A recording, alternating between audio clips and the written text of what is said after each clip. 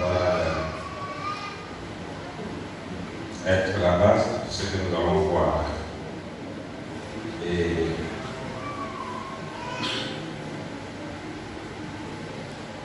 ça va ouvrir la voie à beaucoup de choses que nous donnerons certainement avec amour pour servir son peuple. Nous pouvons nous tenir debout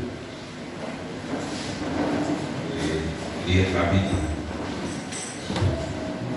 Nous lirons dans Genèse 7 à 14. Dieu dit à Abraham, toi tu garderas mon alliance, toi et tes descendants après toi, selon leur génération. C'est ici mon alliance que vous garderez entre moi et vous, et ta postérité après toi. Tout mâle parmi vous sera circoncis. Vous vous circoncirez, et ce sera un signe d'alliance entre moi et vous. À l'âge de 8 jours, tout mâle parmi vous sera circoncis, selon vos générations. Qu'il soit né dans la maison ou qu'il soit qui a pris l'argent de tout fils étranger sans appartenir à ta race. On devra circoncire celui qui est né dans la maison et celui qui a pris l'argent. Et mon alliance sera dans votre chair, une alliance perpétuelle.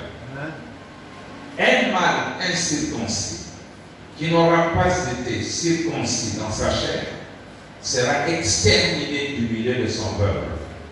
Il aura violé mon alliance. Amen.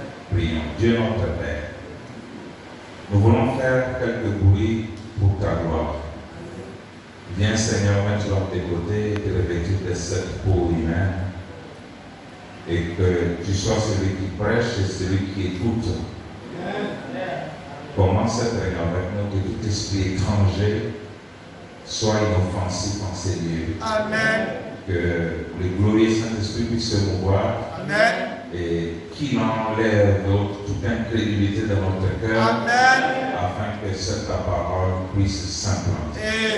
Commence avec nous ce service jusqu'à la fin. Au nom du Seigneur Jésus-Christ. Amen. Amen. Amen. Il y a l'autre, il y a l'autre, parce que c'est pas avec le power voir l'heure. Il est là. 10h45.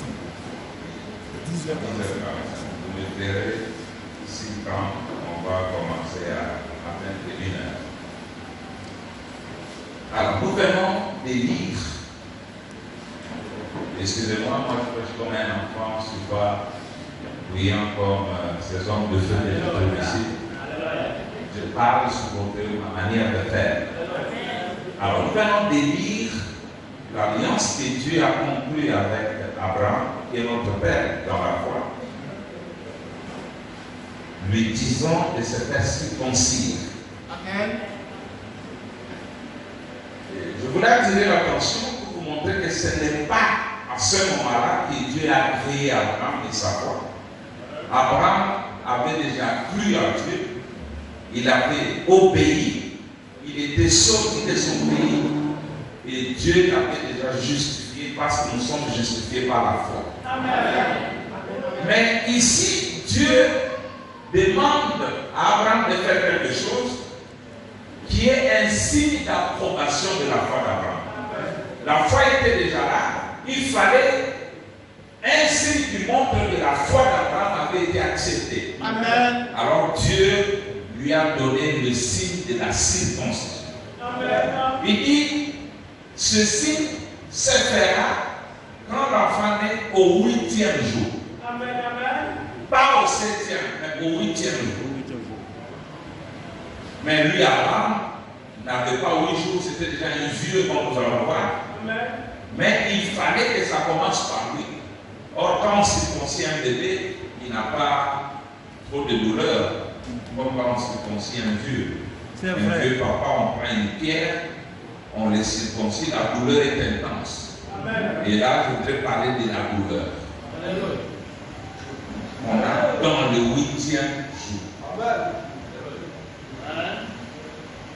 Une douleur obligatoire pour quiconque pouvait entrer dans le 8e jour. Il dit, tout malin ne sera pas circoncis, sera retranché, donc sera tué. Cela montre le caractère obligatoire du Saint-Esprit, parce que la circoncision était un type du Saint-Esprit. Vous montrez que le Saint-Esprit est obligatoire. Chaque homme, chaque femme, chaque prédicateur, parce que sans le Saint-Esprit, on est une bête, un animal. C'est ce qui prouve certains comportements bestiaux des soi-disant croyants de la parole, mais qui se comportent comme des bêtes. Nous comprenons que c'est l'absence du Saint-Esprit. Le prophète dit qu'un homme sans le Saint-Esprit est capable d'arracher un bébé des bras de sa mère et la violer. Il n'y a qu'un animal qui peut faire ça. Mais un homme qui a le Saint-Esprit le contrôle. Le Saint-Esprit le guide. Il temporise ses émotions. Il est sous la domination de l'Esprit de Dieu qui est Dieu lui-même. Alors, si réellement nous avons cru au message, nous devons avoir le signe de l'approbation, qui est le Saint-Esprit. Et je vais être un peu profond pour vous montrer que le Saint-Esprit n'est pas compris de la bonne manière. Parce que le Saint-Esprit n'est pas un ajout, mais c'est plutôt un retranchement. Quand vous regardez le mal, quand on dit on va les circoncire, on enlève les surplus de la chair. On diminue la dose de la chair dans la personne. Tu es tellement charnel avec excès, on vient couper une partie de l'excès de la chair. C'est ça le Saint-Esprit. Le Saint-Esprit c'est enlevé, ce n'est pas ajouté. C'est comme les réunions de réveil que vous avez. Les gens confondent les réunions de réveil avec l'évangélisation. Les réunions de réveil, on n'ajoute pas de membres.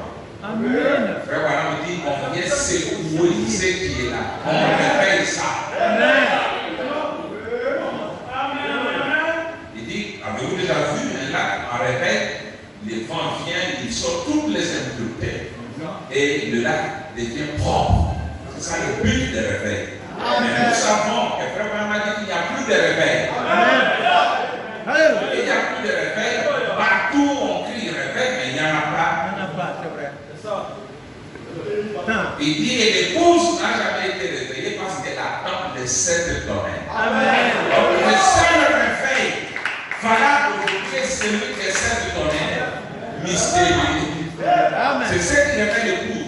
Donc les sauter, les danser, tout ça, ça ne regarde pas l'épouse.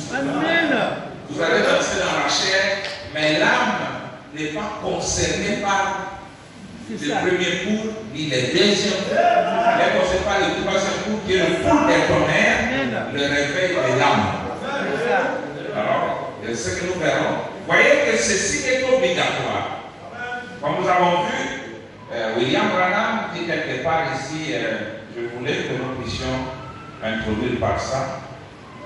Écoutez ça, dans l'absolu, il dit, j'ai vu, 120, j'ai vu bien des religions, des gens très fervents, beaucoup plus sincères que ceux que professent les chrétiens d'aujourd'hui.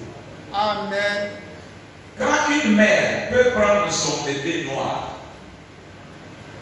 tout gracieux, à peu près grand comme ça, et le jeter dans la gueule d'un crocodile, par amour pour son Dieu.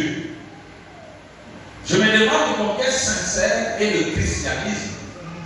Quand un homme peut se faire souffrir pareillement, fixant un millier de crochets dans sa chair comme cela, auxquels sont suspendus des boules remplies d'eau, le forçant à rester par terre comme ceci, et marcher à travers une bande de feu, depuis ici jusqu'au bout de ce tabernacle, en passant plusieurs fois, alors qu'il s'est chauffé à blanc et accusé comme cela, en signe de sacrifice pour son Dieu. Amen. Il idole là, avec des yeux en rubis, etc. Je me demande où en est le christianisme. Amen. Les gens qui ont des idoles, se sacrifient de cette façon, mais nous les chrétiens, nous sommes là dormir. Écoutez, il dit ceci. Ne voyez donc pas que la sincérité, ne voyez donc pas que la sincérité, n'est pas tout. Amen. La sincérité est bonne si elle est placée sur la chose juste.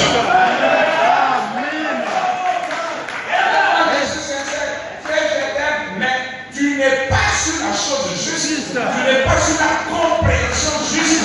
La sincérité est nulle.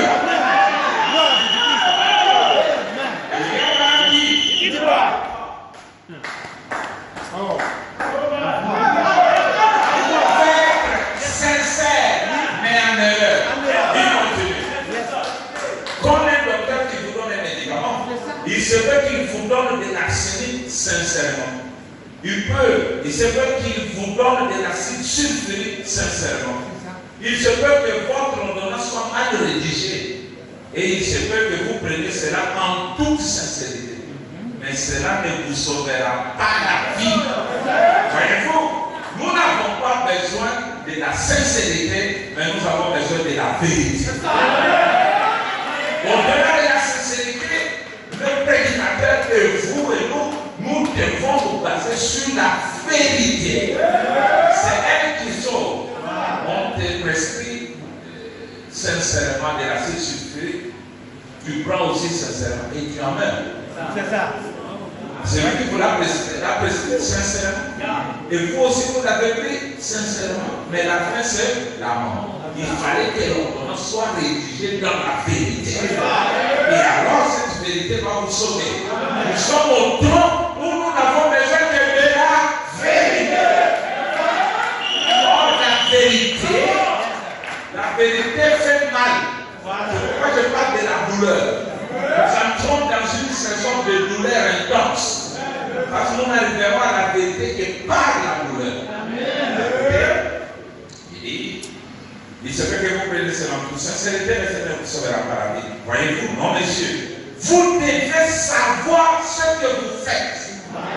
Et tout ce qui est contraire à la parole de Dieu, peu importe ce que c'est, et depuis combien de temps cela existe, c'est quand même faux. Alors, le message de la Côte d'Ivoire, ça fait 40 ans que nous croyons ça. Branham me dit, peu importe ce que c'est et depuis combien de temps cela existe, c'est quand même faux. C'est faux, c'est ça.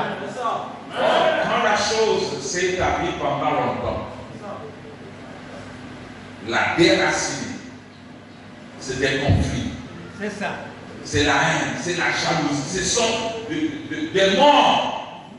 Amen, la parole. Parce que les gens sont très dans des habitudes qui sont difficiles à déraciner. Mais cependant, nous avons besoin de la vérité. Peu importe combien de temps cela perdurer, quand la vérité vient, elle doit déraciner tout ce qui a. Alléluia. Alors, il dit ceci, William Branham ajoute, dans Mouvement sa parole, du 16 août 64, par 61. Or, il est possible que des chrétiens fervents, des très bonnes personnes, puissent parfois s'attacher à quelque chose qui est faux, en pensant que c'est quelque chose qui est vrai. Ils sont sincères, ils servent de Dieu dans la sincérité. Ils donnent tout ce qu'ils ont. Ils participent à toutes les réunions. Ils payent leurs offrandes. Ils pensent qu'ils sont dans la vérité. Alors qu'ils sont dans l'erreur. Mais on devrait examiner ces choses pour savoir si elles sont vraies ou fausses. L'examen. Faire un recul. Examiner. Est-ce que les choses que je soutiens sont-elles vraies? Sont-elles fausses? Cet exercice, nous ne le voulons pas. C'est notre devoir à tous de les faire. Le devoir de qui? De cette sœur-là, de cette frère-là, de nous tous. Tous. C'est notre devoir à tous de le faire. Nous qui comptons aller au ciel quand Jésus viendra. Et il est du devoir du ministre. Alléluia. Amen. Il est le devoir du ministre. Chaque fois qu'une question est soulevée, de résoudre cette question. Et ensuite, de démontrer devant les gens ce qu'il en est, afin qu'ils comprennent.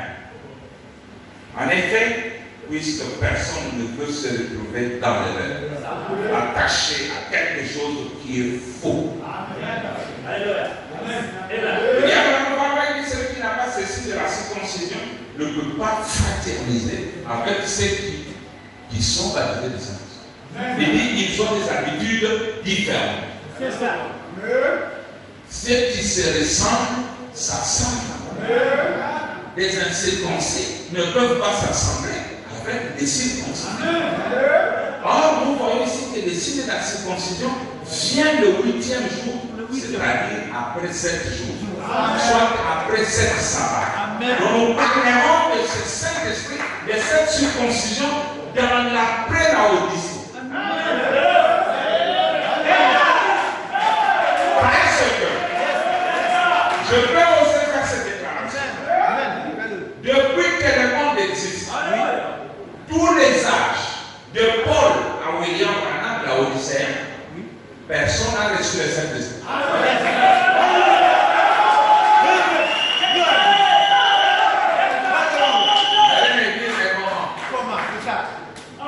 Jésus promet le Saint-Esprit, il lui dit ceci. Oui. Le Saint-Esprit viendra, l'Esprit de vérité. Voilà. Il vous conduira dans une partie de la vérité, n'est-ce pas? Non. Il vous conduira dans toute la vérité. Et Paul dit, nous connaissons.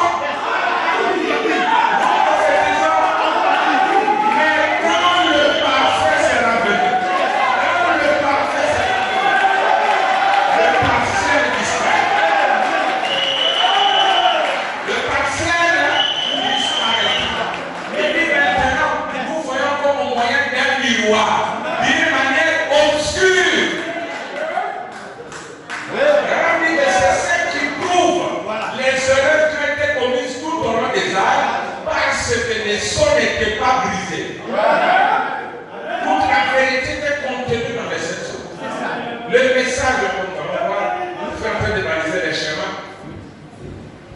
Comme nous allons le voir, même William Branham, en tant que messager de la Odyssée, son message était mêlé à des choses qu'il ne fallait pas. Mais quand les choses sont brisées, le prophète dit, maintenant cette Bible est devenue un nouveau Bible. Un nouveau livre. Une Bible nouvelle. Et vous verrez la divinité que Branham prêche après les 7 jours est différente de la manière dont il a conservé. Il a parlé d'un Jésus qui est au ciel à la gloire de Dieu, qui a envoyé son esprit, n'est-ce pas? Un jour, ce corps va revenir. Et quand les choses s'ouvrent, il nous dit ceci. Les gens pensent que Dieu est là, il a envoyé quelque chose de lui. Il a envoyé son esprit, lui est resté. Ou il a envoyé son aide. Il dit non, le mot kénos ne signifie pas qu'il a envoyé quelque chose de lui, mais que celui-même qui s'est transformé de lui. Donc, après les sauts, vous devez être apte à corriger certains principes. Comme j'ai toujours dit, le saut devient un filtre. C'est ça. C'est-à-dire, tout ce que vous connaissez avant doit passer par le filtre de cette sauce. Si ça passe, nous maintenons. Si le sol le bloque, nous bloquons et nous rejetons.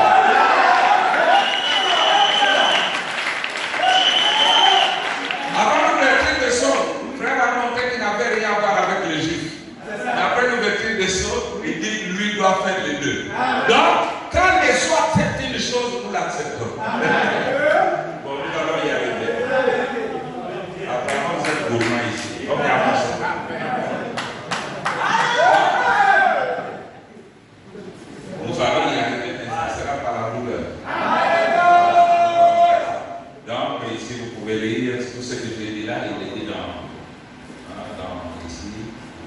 ses enfants, il s'appuie après lui. Il fallait qu'ils aient ceci dans leur chair parce que c'était ainsi distinctif. Il servait à les distinguer de tous les autres peuples. C'est signe de la circoncision. Dans les films du commandement ou quelque chose de Moïse, on montre que quand la fille des parents est allée se laver, elle a vu un bébé et elle a reconnu comme fils des Hébreux par la couverture du tableau Moïse. Non, c'est faux. Parce que dès qu'elle a vu Moïse, elle a dit c'est un fils des Hébreux. C'est par la circoncision. Parce qu'il n'y avait qu'un seul peuple au monde qui était circoncis. Yes. Et ce peuple-là, c'était Israël. Tous les autres n'étaient pas des circoncis. Quand on regarde cela, le bébé circoncis, on dit c'était un enfant hébreu. Amen. Et ceci nous distingue. William Branham dit maintenant, qu'est-ce qu'il nous distingue? Il dit cette promesse, scellée du sang, nous affranchissent du péché et nous distingue des autres peuples. L'épouse n'est pas n'importe quoi ou n'importe qui. Notre langage, notre façon de marcher, notre façon de lire la Bible nous distingue des autres.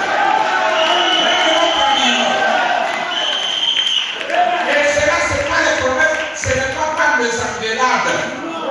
Voilà. Parce que les gens disent, non, vous c'est toujours les mystères, c'est toujours les mystères. Mais il n'y a rien d'autre en dehors des mystères. Son ministère consiste uniquement en des mystères de Dieu. Uniquement. C'est pourquoi je dis ceci, pour qu'on arrive à différencier. Il y a Branham et Branham. On ne peut pas prendre aujourd'hui l'autre Branham là. Il y a un Branham qu'il faut prendre. Il y a un Branham qui est plus pour nous. Vous voyez? Ça nous distingue. Quelqu'un qui vient à Logos, s'il va ailleurs là, c'est un homme de Logos. C'est ça. Façon de parler, façon de s'habiller, façon de faire les choses, façon de comprendre et de sonder les Écritures. Cela nous distingue. Alors, continuons, il dit ceci. Et c'est pareil entre le monde et les chrétiens. Quand vous avez été circoncis par le Saint-Esprit, ce qu'il veut dire retrancher une chair. Alléluia. Nous ne recevons pas le Saint-Esprit. William Branham dit la pierre angulaire a été placée en vous dès avant la fondation du monde. Le Saint-Esprit, le germe, nous venons au monde avec notre Saint-Esprit. Mais il est comme un incirconcis. Maintenant, celui qui vous appelle Saint-Esprit, il vient pour enlever les surprises pour que lui-même apparaisse. Si vous ne croyez pas ça, vous êtes en train de dire que la pluie quand elle tombe ou quand le soleil brille comme ça, il apporte des semences sur la terre. Les semences sont toujours là. Mais la pluie vient aider la semence à germer. Le baptême du Saint-Esprit vient aider le Saint-Esprit. Parce qu'il y a une différence entre le baptême du Saint-Esprit et le Saint-Esprit. Le baptême du Saint-Esprit vient favoriser la semence à germer.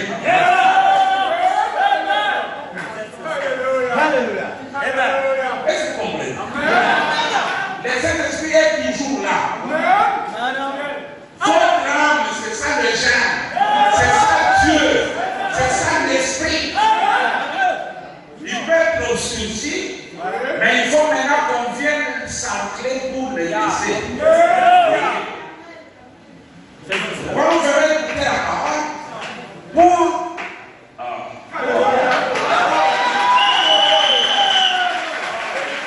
je vais dire quelque chose que vous connaissez. Là, je sais que vous avez une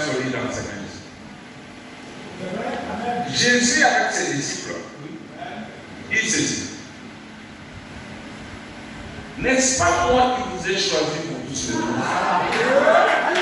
Mais l'un d'entre vous est un démon. Il a dit c'est moi le démon. Même Judas ne savait pas que c'était lui le démon. Il avait une haute fonction dans l'église. Il est trésorier. On ne confie pas ça à n'importe qui. Qui est le Judas ici? Le Judas ici, c'est qui? Le trésorier. Non, Judas n'est pas mauvais, parce que même Jésus est de la tribu de Judas. Alors écoutez, mais personne ne pouvait savoir que c'était Judas. Il fallait que Jésus fasse quelque chose. Voilà, quelque chose. Pour manifester la nature de chacun. Il a pris le pain, la parole, et les vins, la stimulation de la révélation. Il a trempé, il a donné à Judas. Et on dit que dès que Judas prit cela, les démons entrèrent. Mais Jésus avait déjà dit qu'il était démon. Est-ce que les démons étaient entrés ce jour-là? Non. Le Père et le Frère ont réveillé la nature qui était dormante dans Judas.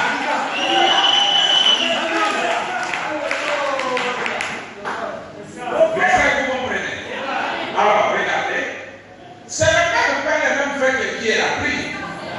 Non, on n'a jamais dit que les démons étaient entrés dans Pierre. C'est pourquoi Frère Branham dit, il prend cette écriture. Là où sera le corps, là la nature de chaque oiseau sera révélée. La parole qui vient ne fait pas des mots de fils de Dieu. La parole ne nous sauve pas. Parce que Branham dit, nous avons toujours été sauvés. Mais la parole vient manifester qui vous êtes. Et vous êtes sauvés ou vous êtes imperdus. Alors, quand il y a un corps mort, vous voyez, ce sont les aigles qui viennent aussitôt. Mais quand ça pourrit, les aigles s'envolent, le vautour vient. Quand la parole est encore fraîche, la parole dégage, les aigles sont là. Quand seulement les corps se putréfient, on quitte la Odyssée, on traverse, les autres viennent maintenant. Ils commencent à manger ce qui est pourri. Et la parole de Dieu, on ne peut pas conserver la nourriture vierge, même si elle venait de lui. La manne là venait de Dieu lui-même. Mais si vous la laissez au lendemain, elle vous tue. Elle trouvait des asticots. C'est la parole de Dieu, oui, mais pas d'aujourd'hui, pas la parole d'aujourd'hui. Vous la mangez, vous mourrez. Même si c'est Dieu qui l'a envoyé. Les pharisiens sont morts avec le livre entre les mains. Ils n'ont pas pu reconnaître le jour et son message. Amen. Merci Seigneur. Amen. Vous savez bien?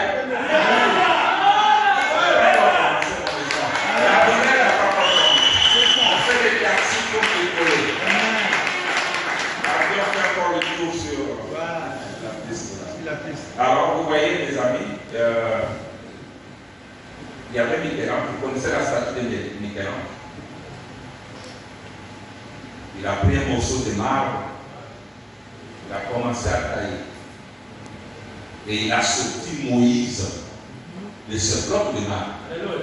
On lui a demandé, où était Moïse? Il dit non. Moïse était là. J'ai enlevé seulement ce qui n'est pas Moïse. Amen. Quand vous prenez, vous allez dans la forêt, vous coupez un tronc d'arbre. Vous dites, je vais sortir le pasteur Jérôme ici. Vous n'allez pas le prendre la main, il est là. Maintenant, vous commencez à tailler, à enlever tout ce qui n'est pas lui. Et à la fin, on sort la personne. C'est ça le Saint-Esprit. Je vais dans le monde, dans toutes ces choses, mais la parole commence à m'étayer, à enlever tout ce qui n'est pas moi. Quand il y a quand même dit, si le Saint-Esprit vient dans un cœur, il enlève tout ce que Dieu n'a pas créé. Il enlève les mauvaises herbes, il enlève la confusion, il Il a même les très bonnes déterminations et vous restez. C'est ça le Saint-Esprit. Et les Saint-Esprit c'est vous-même. On enlève ce qui n'est pas vous. On enlève ce qui n'est pas vous. On enlève la surprise des chairs. Amen.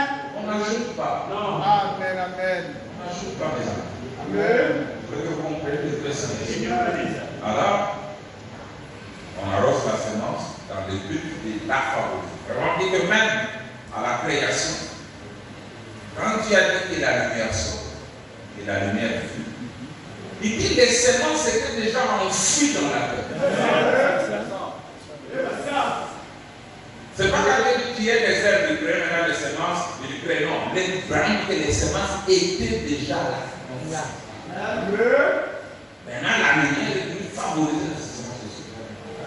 Nous sommes enfants de Dieu, même quand nous tuons, même quand nous violons, même quand nous faisons tout cela, nous étions toujours enfants de Dieu. Il fallait que la parole de notre temps vienne pour nous faire germer.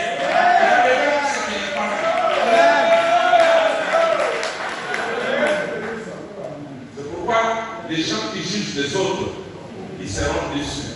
Parce que vraiment dit, on va arriver au ciel, vous serez surpris de trouver des personnes dont leur présence n'a pas été signalée.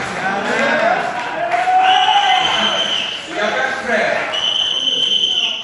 Ce frère-là, son travail c'était seulement tuer, voler, violer.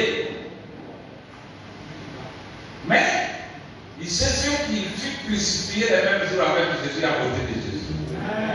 Sans prendre le baptême, sans avoir été dans l'église, sans savoir donner les dîners et les offrandes. Il y a des choses de bonnes choses. Mais étant donné qu'il était un élu, il dit Seigneur, souviens-toi de moi quand tu seras dans ton royaume. Jésus connaissant la parole. Il a dit non, le royaume, ce n'est pas mon domaine. Même moi-même, je ne connais pas ma place dans le royaume. Jésus ne connaissait pas sa place dans le royaume. C'est pourquoi il a dit, quant au jour et l'heure, même les fils ne connaissent pas. C'est réservé au Père. C'est les cultures, si vous voulez, vous la donner après. Mais, il dit, comment je peux garantir à cet homme l'entrée au royaume? Mais je suis sûr que bientôt c'est dans le paradis. Voilà. Maintenant, il le corrige, il dit, je serai avec toi dans le paradis. Or, cet homme n'avait pas volé seulement les autres païens, il avait volé des frères, il avait tué aussi des frères. Alors, quand Jésus descend, toqué à la porte, mettait Abraham et tous les saints, on voit aussi les messieurs. Les gens ouvrent les yeux, on reste, c'est lui. C'est lui ou c'est pas lui? Il dit, monsieur, ce n'est pas vous qui avez dit c'est lui. C'est pas vous qui avez volé, qui avez tué, c'est lui. Mais comment vous les trouvez-vous ici?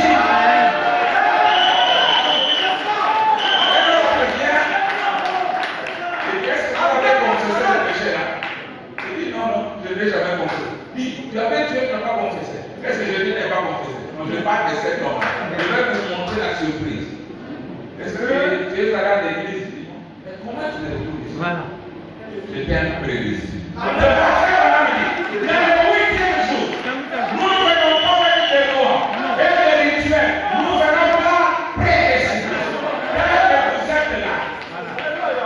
Dans notre évangélisation, on ne regrette pas, pasteur. Nous savons que les élus, les prédestinés à recevoir ces choses, les recevons. Quoi qu'il en soit, ils les recevront.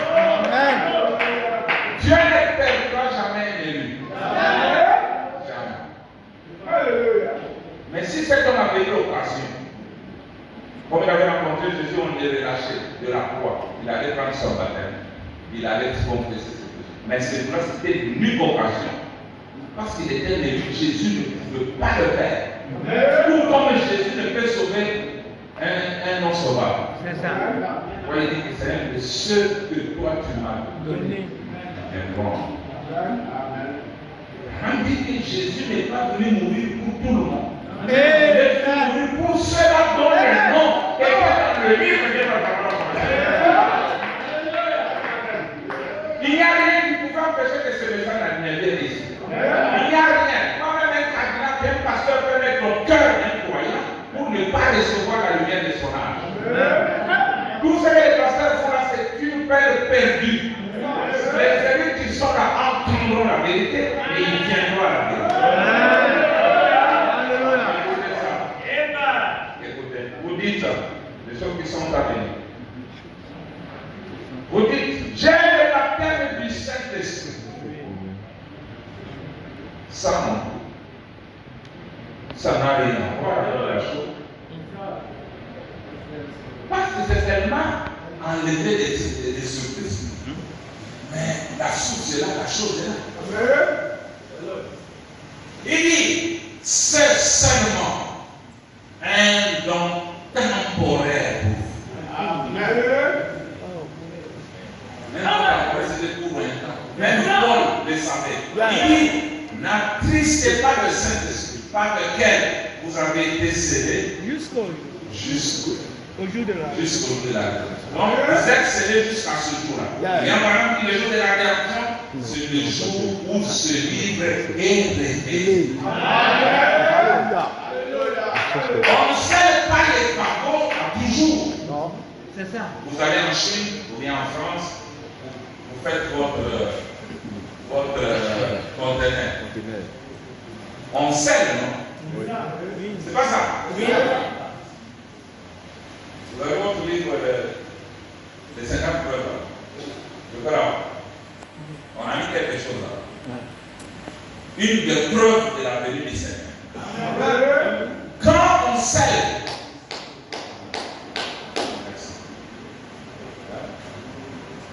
voilà, c'est ça.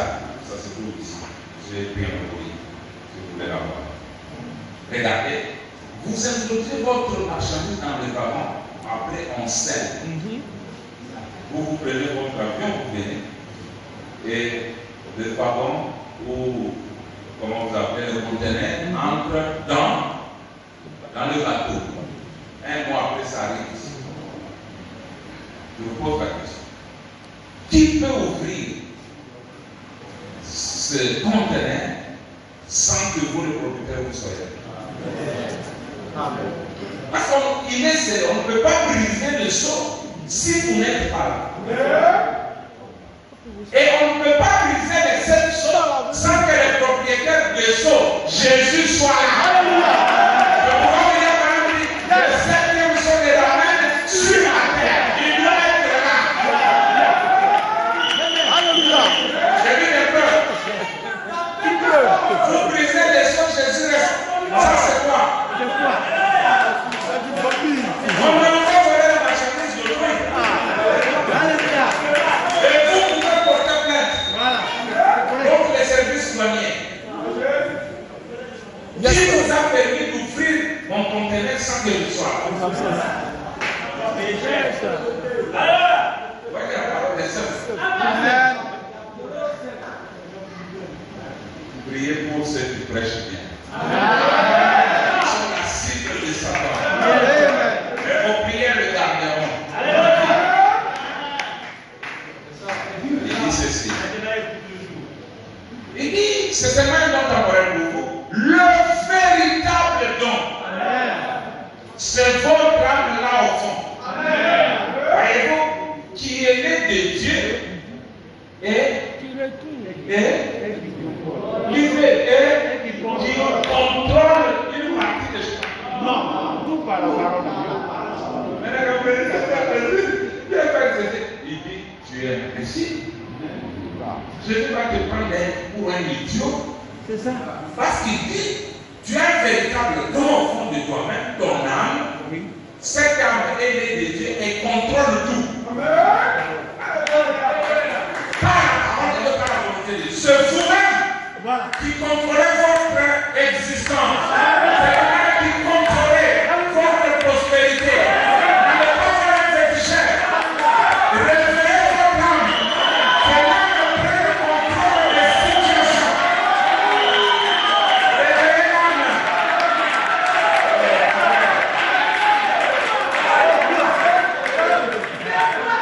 Jésus ne fera plus rien pour vous. Ce qu'il devait faire, il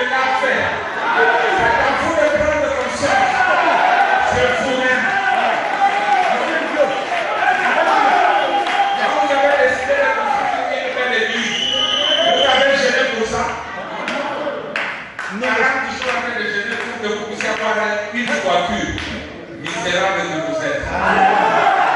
Yes, sir. Vous vous ignorez. C'est pas moi, c'est ça. Le véritable don, c'est votre âme là au fond. Vous voyez, qui est né de Dieu et qui contrôle tout. Quand vous allez voir pour vous, verrez que Branham, il dit c'est quelque chose qui venait de l'intérieur de nous. Ce n'était plus une voix qui écoutait. Le troisième cours, c'est Dieu tabernacle. L'âme vit, il contrôle toutes les situations.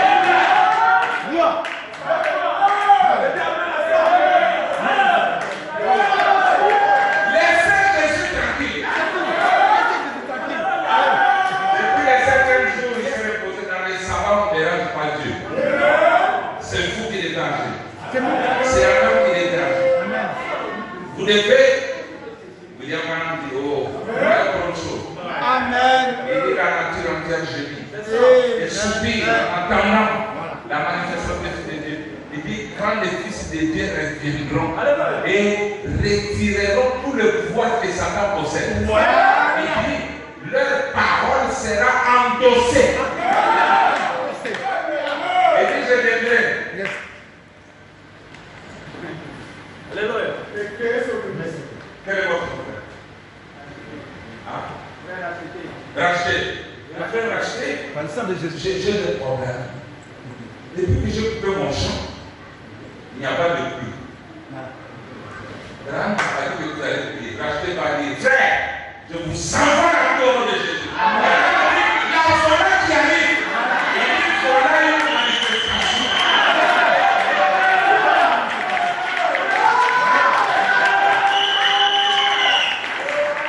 Dieu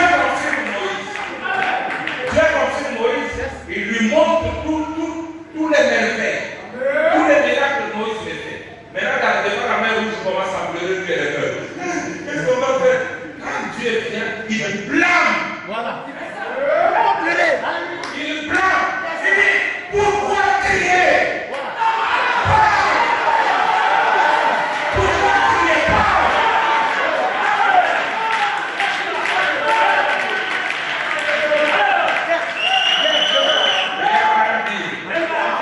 Imaginez-vous, il avait ouais Samson. L'alliance de Samson était dans les cheveux. C'est ça. Il avait parlé, non, quand tu vas manger l'oseille, c'est alors que tu seras avec lui. C'est mal. Dès que les traites sont là, c'est fini. Samson pouvait être là, encerclé d'un coup par un Est-ce que vous avez vu Samson s'agenouiller et commencer à prier? Oh Dieu, maintenant, qu'est-ce que je dois faire? Les Philistins sont là. Ce que lui a la tête de toucher. Les traits sont là. C'est que Dieu est là. Tu es là. L'alliance est là. Il ramasse tout ce qu'il pouvait ramasser. La choix d'âme, il tue 1 millier de personnes. Mais c'est le temps de savoir qui vous êtes. C'est le temps de savoir qui vous êtes.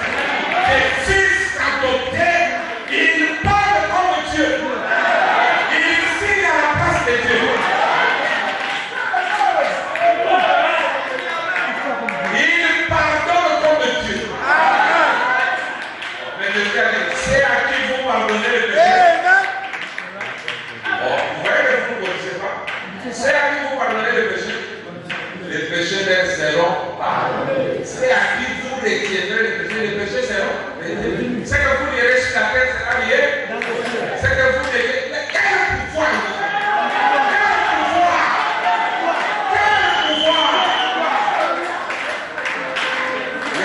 Mes frères et sœurs. Oh Dieu, pourquoi tu m'as laissé? Oh Dieu, Dieu t'a laissé. Il a ouvert les seaux. Tu as vu ton nom. Tu l'as vu déjà. Mais tu fais qu'il n'a rien vu.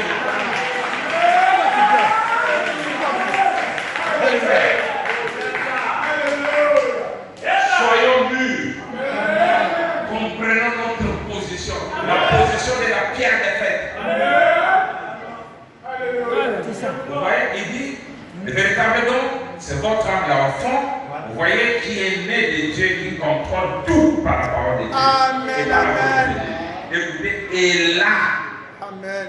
vous grandissez. Dans l'âme, Vous voyez? Alors vous êtes un fils et une fille de Dieu, vous êtes un enfant de Dieu, et c'est ces choses, alors que vous vous développez comme la mère, William a continué.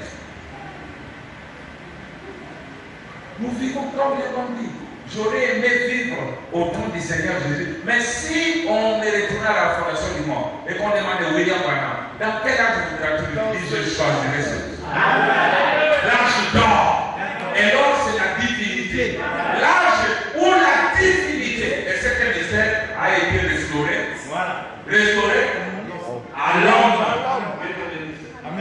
Le septième mystère, dans les choses de la Bible, il dit le septième mystère est celui de Dieu, où Christ, en tant que plénitude de la divinité incarnée, a pris toute l'autorité, toute la divinité, sont restaurées à l'homme. C'est-à-dire l'homme a fait ça. Cela lui était arraché. Et maintenant, par ce mystère, la divinité est restaurée. Alléluia. Alors, si vous ne comprenez pas ce que votre âme, Voilà, il y a un problème. c'est triste.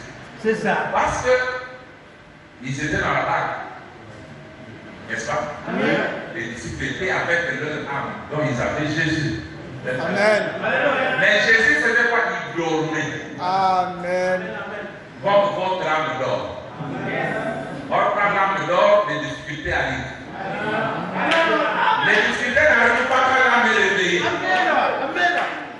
Jésus dormait. Il dormait dans la barque. Et les vents, les vagues, la tempête sont venus. Regardez les ignorants comme nous. Au lieu de réveiller juste l'âme, voilà, un peu de se battre. Quand ils ont vu que c'était compliqué, mère a dit non. Nous mourrons, mais il est là, il dort. Qu'est-ce qu'ils ont fait? Ils l'ont réveillé. Votre âme qui dort là, c'est Dieu. Réveille-la. Il a réveillé l'âme. Seigneur, nous mourons. William Branham dit qu'il s'est réveillé. Il a redressé son petit corps frère. Il a posé son pied sur le bord de la barque. Il dit tempête, va, plus de vous. Et tout s'est arrivé. Qui est celui à qui on obéit? Même on parle de ça, et la tempête. Celui-là qu'on obéissait là, c'est lui qui est en vous. On va pas l'obéir aujourd'hui. C'est Dieu. C'est Dieu. C'est Dieu. Merci Seigneur. C'est Dieu. On peut continuer. Amen. Tu es béni. Le révèlement moderne, quand il fait par la prophétie, par la façon. Remarquez, nous voyons aujourd'hui que les gens, beaucoup de gens, ne peuvent pas croire cela. Même les gens remplis du Saint-Esprit. Je vais vous dire quelque chose qui va vous donner un choc. Le baptême du Saint-Esprit ne signifie pas que vous entrerez. Pas du tout. Nous avons aussi des prédés. Est-ce que c'est la fin de la route? Non. Les ossements d'Ézéchiel ne sont pas ressuscités à la troisième étape. Il y a eu les nerfs, la chair, la peau qui est le baptême du Saint-Esprit.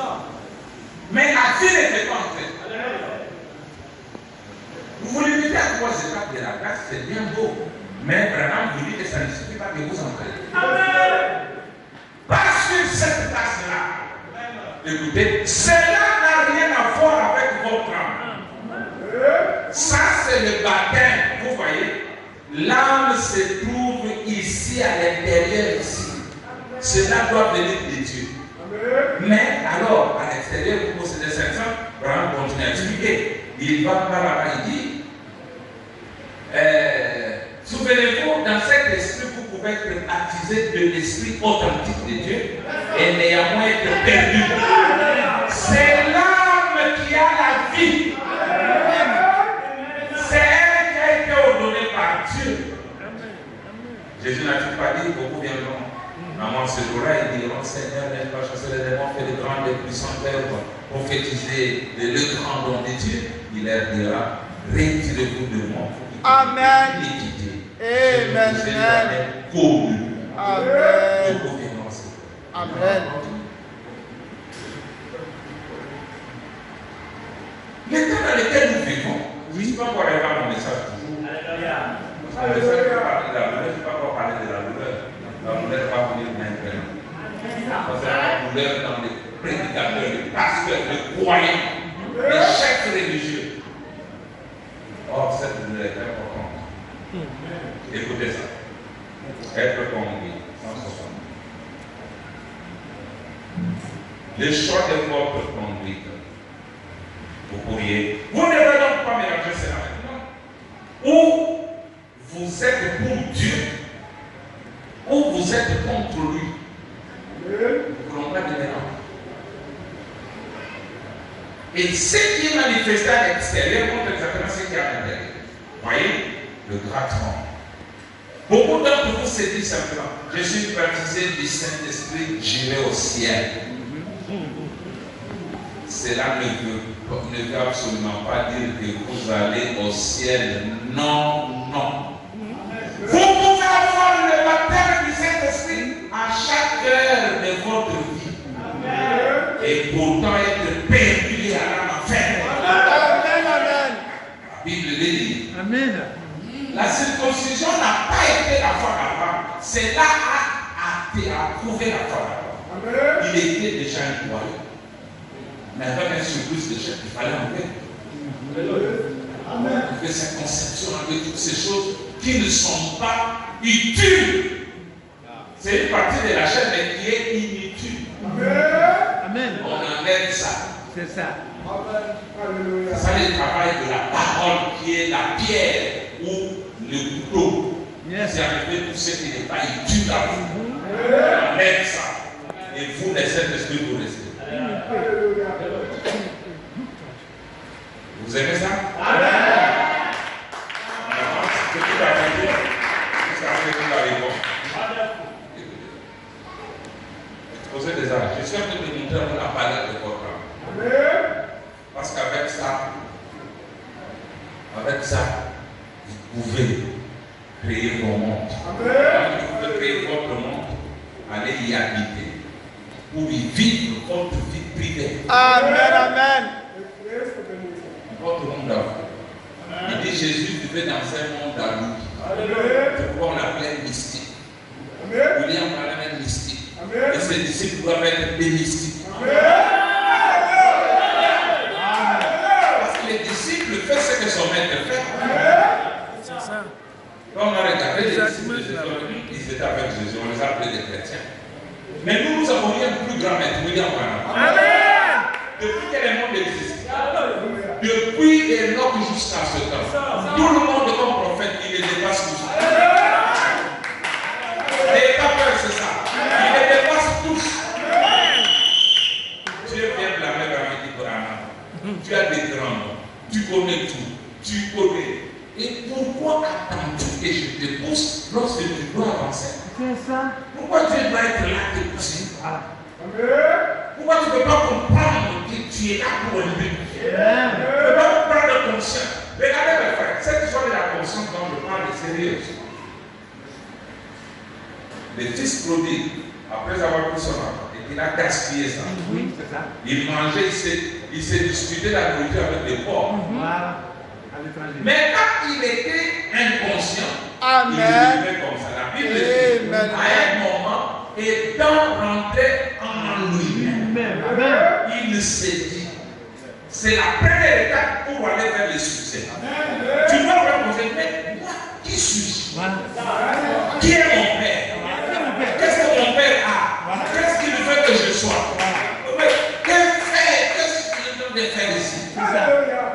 Quand il a pris conscience, la deuxième chose, il a pris une décision. Il dit, je vais m'élever. Je retournerai de mon père. Et je lui dirai ça. Quand il a pris la décision, il s'est levé et parti. Et quand son père a vu qu'il venait, avant même qu'il ne prononce pas que ce soit, son père était déjà là. Quand vous restez conscient, même les enfants, vous ne les aurez pas si vous ne mettez pas honte. Même les mariages, vous ne l'aurez pas même si vous êtes père. C'est ça. Le travail tout le retour. C'est ça. Vous avez des capacités. C'est votre âme qui contrôle tout. Vous devez révéler là. Il doit être révélé. Et le pasteur vous aidera à révéler. Nous arrivons donc maintenant à une conclusion. Comme le nouveau éternel Dieu a été manifesté dans le Fils, et quand Jésus habitait corporellement toute la plénitude de la divinité, comme cet être éternel était le Père manifesté dans la chair, obtenant ainsi le titre de Fils, de même nous. Amen. Amen. Est-ce que tu entends? Frère Adam prend Jésus, il montre ce qu'il était et comment il a obtenu le titre de Fils de Dieu. Amen. Et il dit de même nous. Amen. Qui sommes éternels dans ses pensées. Nous sommes devenus un autre tour. Il n'y a pas que Jésus. Jésus devenant le premier-né, il savait qu'il y a des petits frères qui doivent être comme lui. Voilà, il dit, même nous. C'est ça. Mais même nous qui sommes éternels dans ses pensées, nous sommes devenus à notre tour la sémence parole parlée, composée de plusieurs membres manifestés dans la chair. Et ces pensées éternelles qui sont maintenant manifestées dans la chair sont les fils de Dieu. C'est ainsi que nous sommes appelés. Nous, écoutez maintenant, nous ne sommes pas devenus la sémence par la nouvelle naissance. Nous étions la sémence. C'est pourquoi nous sommes nés de nouveau. Car seuls les élus peuvent naître de nouveau. Si vous êtes prêts, si vous dites, Seigneur, je vais naître de nouveau, vous ne naîtrez pas. Jamais. Car la nouvelle naissance est réservée seulement aux élus. C'est parce que nous étions la sémence que nous avons pu être vivifiés. Dans ce qui n'est pas de la sémence, il n'y a rien à vivifier. Regardez. Abraham vient, Dieu avec sa foi, il lui dit, ok, malgré ça, assieds-toi là. On prend une pierre, un vieux papa, on coupe. Quelle douleur! Nicodème vient, un vieux docteur. Voilà. Parce que les gens confondent la nouvelle naissance. Parce que la nouvelle naissance, c'est d'essayer de mentir. C'est non. Nicodème était saint. Un saint pharisien. Mais quand il vient, Jésus lui dit, tu dois naître De nouveau. la nouvelle naissance. Moi, Abraham dit que la nouvelle naissance, qu'est-ce que c'est? C'est Christ qui se révèle personnellement. Il dit, tu dois mourir. Voilà. Nicodème, tu dois mourir à tout ce que tu as des pharisiens. Quelle douleur! Parce qu'il lui a demandé, Nicodème devait avoir pas de douleur. C'est ça. Il dit, ah, moi, un vieux comme ça. Rentrer dans les ventes de ma mère. Amen. Il dit, oh, tu es docteur d'Israël, tu ne connais pas ces choses. Voilà. Tu ne connais pas que les 7e sont la même Jésus là. Amen. Toi, un docteur. Tu ne savais pas que l'église est dans le 4e jour. Amen. Oh! Pourquoi tu ne savais pas que le sceau c'est Christ? Alléluia. Tu n'as pas fait sonner sa bouche tout ça. Toi, docteur, tu ne connais pas que la recette déjà terminée. Docteur, tu n'as pas encore la 6e vision. Oh, docteur. Ça c'est Jésus. Un docteur. Docteur. Il y en a même parti à beaucoup de générations. Il a dit la version des Juifs qui verra que les Juifs c'est oh, docteur, tu as d'accord. Alors qu'il y a beaucoup de générations qui sont passées. Docteur, ancien. Nicodème, c'est pas qui nous a amené le message ici. Ah, tu ne connais pas ces choses. Il dit, ce qui est cher, est cher. Ce qui est né de l'esprit, est d'esprit. Et donc, pas que je t'ai dit, tu dois naître de nous.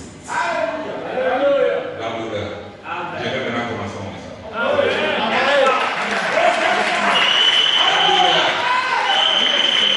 Sans la douleur, nous n'arriverons à rien.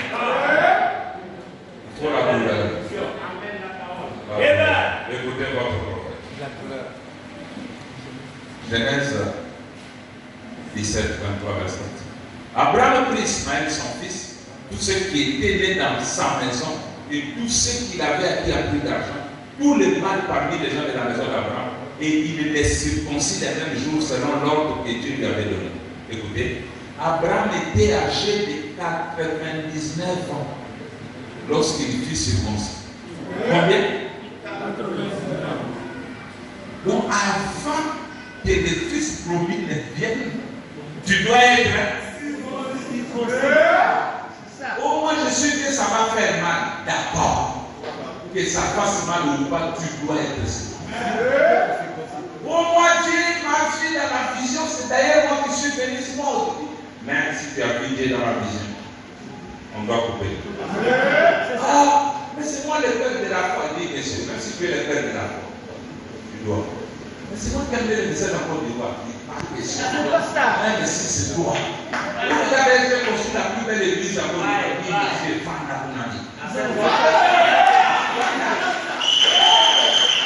tu vas porter une pagne pendant quelques jours jusqu'à ce que la plaie sèche. Tu vas porter le pantalon.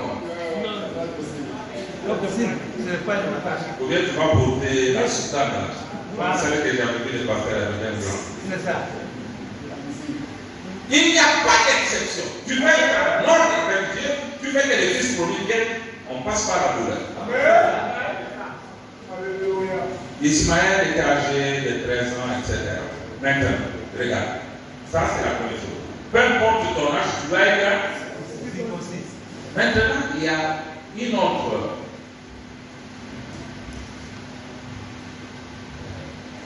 Une autre chose que je voulais dire.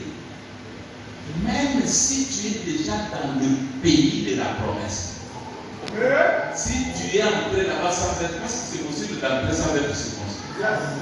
Oui. Même si tu entres dans les pays sans être circoncis, nous allons t'appeler. Moi je suis dans les promesses, je suis dans les week-ends, dis assis-toi. Je vais dire. Oh non, je vais dire quelque chose de la vie, assis-toi. On peut lire? Oh, je suis dans les millénaires. Dis. Alléluia. Oh, j'aime ça. En ce temps-là, Josué 5, verset 5, en ce temps-là, l'Éternel dit à Josué, fais-toi des couteaux de pierre et circoncis de nouveau les enfants d'Israël une seconde. Parce qu'on avait déjà circoncis là.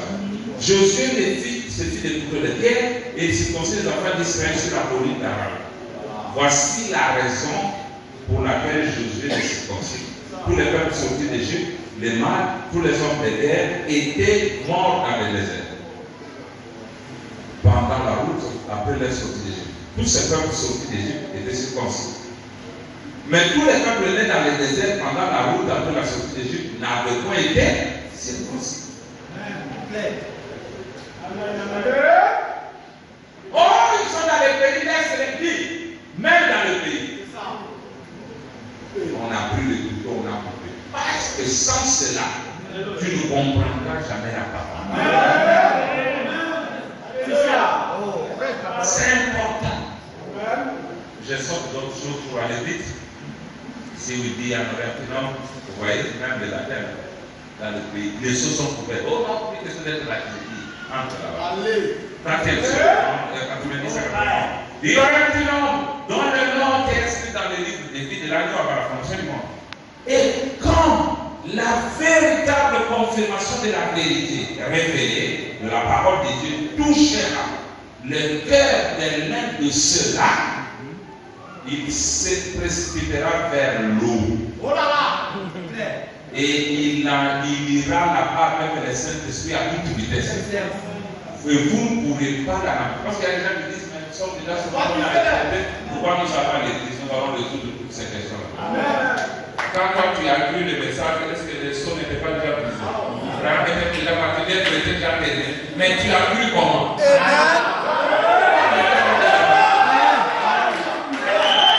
que tu nous dis maintenant, tu as prouvé que c'était déjà fait.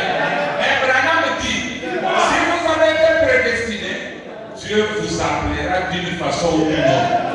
Nous appelons pour que vous puissiez manifester si vous êtes prédestiné là ou pas. On va dire, on ne peut plus faire ceci. Oh, s'il n'y avait pas ça, toi tu as pris comment?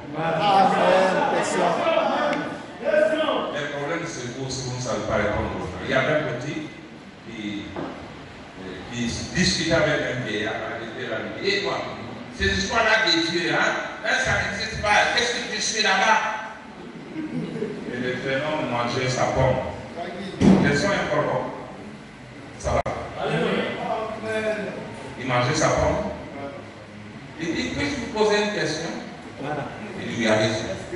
Il dit, cette pomme, est-elle sucrée aussi? Amen. Je te dis, mais c'est toi qui manges. Comment moi je peux savoir?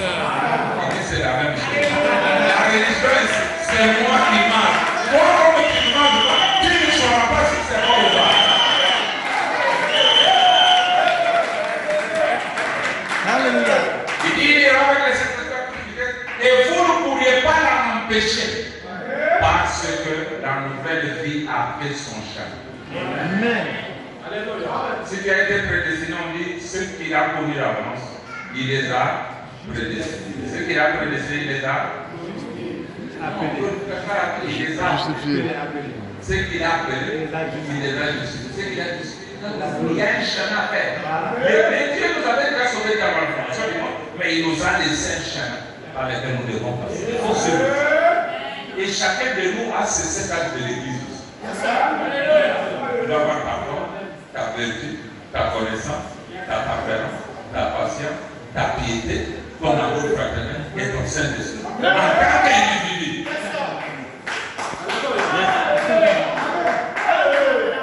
Écoutez ça. Donc, c'est maintenant le message de l'éducation de la règle. C'est ça le message, mon message que je commence. Je suis dans les douleurs dedans. Nous allons faire malignes. Alors, quand nous voyons que c'est là que la naissance est complète, nous voyons que là que la naissance est complète. Bon, à la rupture de la poche de seau, vous n'avez pas besoin de beaucoup intervenir là-dedans. Et quand le sang vient, vous n'avez pas tellement besoin d'intervenir là-dedans. Mais pour que la vie entre dans le bébé, il faut que vous lui donniez une fessée. Amen. Que vous les fassiez hurler. Il vient, le sang sort, l'eau sort, le sang sort, le bébé sort même, mais vous les tapez. Ça fait mal. Et c'est quand vous les tapez que la femme va commencer à dire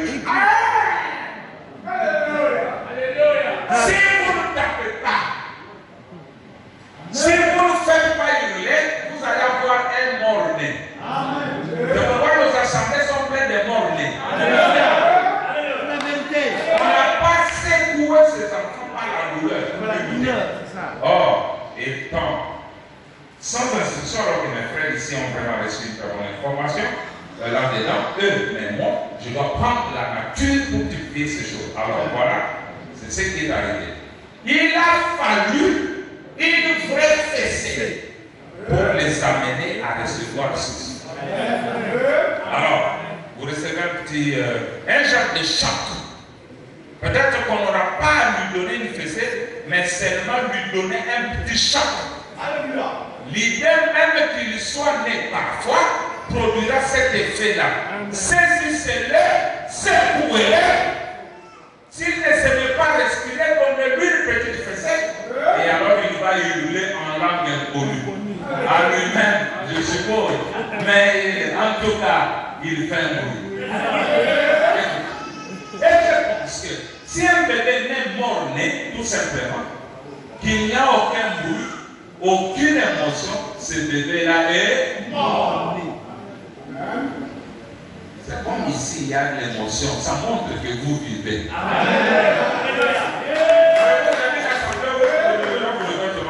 C'est une assemblée morte. Il faut un peu d'émotion, un peu de hurlement. C'est le problème de l'église aujourd'hui, du système. Nous avons trop d'enfants morts. C'est vrai. Ils ont besoin d'une fessée de l'évangile, voyez-vous. Et alors, pour les réveiller, pour les ramener à la raison, afin que Dieu souffle la main de souffle de vie.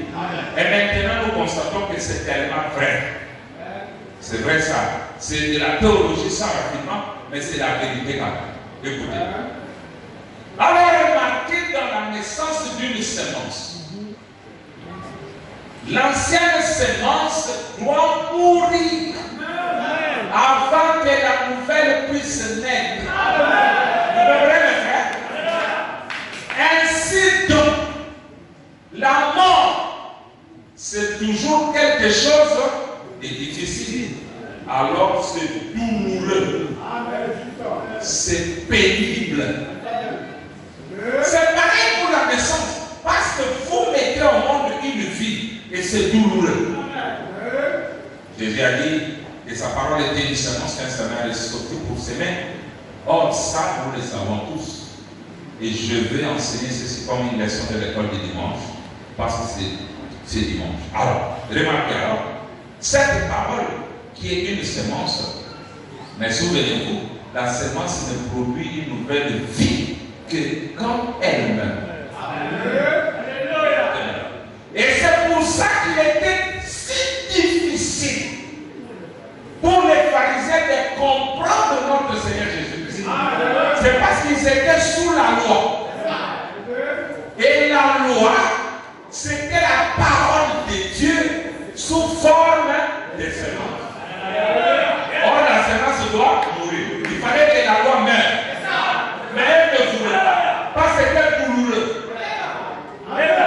Tous les reins, tout le foie des bêtes qu'ils mangeaient, ça va finir. Nous allons passer à une autre offrande.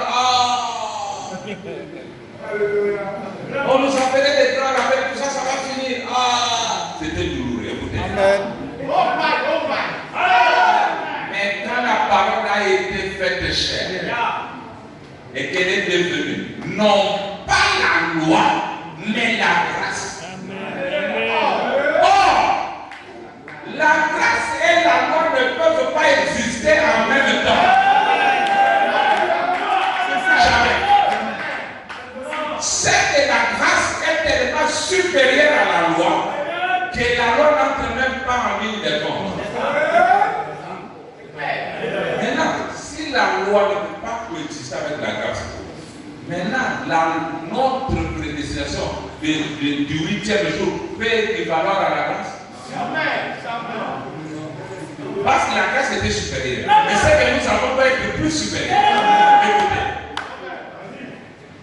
Et donc, c'est tellement difficile pour les pharisiens de mourir à leur loi pour que la grâce puisse naître. Mais elle doit disparaître. Les deux lois ne peuvent pas exister en même temps. Amen. Il ne peut pas y avoir une loi qui dit que vous pouvez traverser. Vous êtes là au feu. Les frères qui nous conduisent, vous non. Les noms c'est quoi? Non, à terre. Donc il y avait en même temps rouge. Avez-vous déjà vu? Soit c'est rouge, vous arrêtez, soit c'est vert, vous passez. Mais quand le feu commence à brûler et le vert et le rouge en même temps, il y a une distorsion.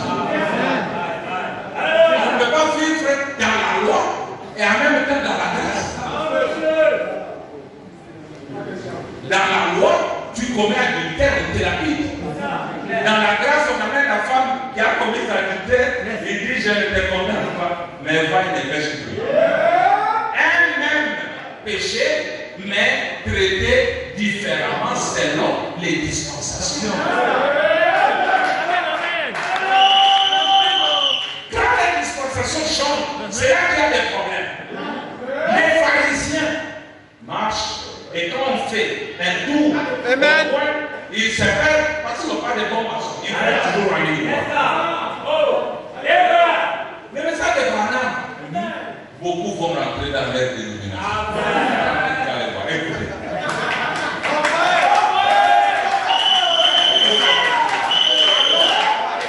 Mais vous avez la grâce. Écoutez. Il faut qu'il y ait une seule loi à la fois. Peut-être qu'à puis traverser. Attention, traverser. Mais cette fois, c'est vous. Stop. Vous voyez? Donc, deux ne peuvent pas exister en même temps. Or, nous remarquons que maintenant, la pensée que je vais vous transmettre, c'est qu'il faut la douleur. Amen. La détresse. Le malaise. Il faut la douleur.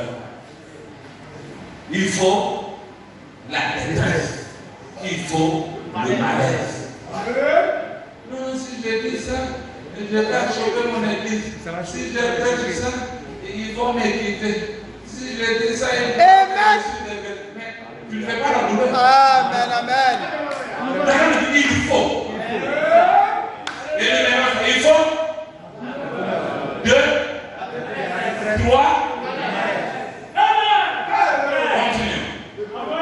Regardez comment ces pharisiens sont morts à la loi. C'est pas la douleur, la détresse, le malaise. Écoutez vraiment. Mais il faut qu'il en soit ainsi. Oh. Or, nous voyons, alléluia. Nous voyons que la pluie qui fait produire du fruit sur la terre, elle est née, comme dit le poète, dans les champs des tonnerres, dans des cieux effilochés de cheveux. Pour que la pluie là, que tu aimes puisse tomber, c'est la guerre là, c'est la douleur. Voilà. Le ciel est déchiré. Il y a de coups de tonnerre. C'est pas facile. C'est clair. Par contre, si nous n'avions pas de tonnerre et des cieux effilochés et de cheveux, cette petite goutte de pluie distillée qui avait été enlevée des mains et séparée du sel par distillation, elle ne naîtrait pas. Donc, sans douleur, il n'y aura pas la pluie. Il faut, c'est clair, c'est pour détonner. Quelque chose qui est filoché, raboté, qui fait peur. Pour produire les doux pétales de gouttes d'eau, il faut la douleur pour produire la naissance. Quand la femme vient accoucher, elle peut même pécher. Mais quand le bébé sort, même la douleur qu'elle a à faire, comment c'est pas regarder le bébé? Elle oublie la douleur. Elle reçoit la nouvelle vie. Oh, merci Seigneur.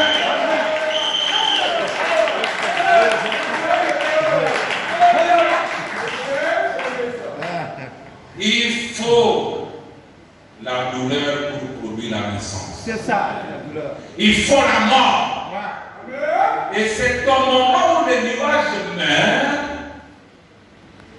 que la pluie naît. Parce que la pluie est une partie du nuage. L'un doit prendre fin pour que l'autre puisse exister.